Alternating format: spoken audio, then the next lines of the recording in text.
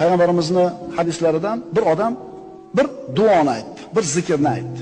Maloikalar haligi bandani aytgan zikrini nechta savob deb yozishlikni bilmasdan Robbisi subhanahu va taologa murojaat qilishdi, iltijo qilishdi. Parvardigor, ana bandang shunaqa bir gapni aytdi, shunaqa bir zikr qildi seni, qancha savob yozishni bilmayapmiz uni daftariga.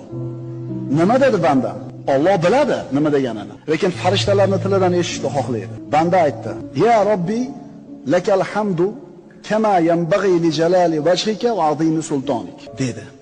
Nima degani? Ey Parvardigor, senga shunday hamd va sano bo'lsin. Kama yanbaghi li jalali wajhik.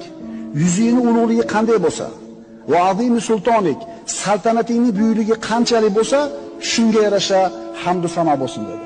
Shunda farishtalar qancha savob yozishni bilmay qolishdi.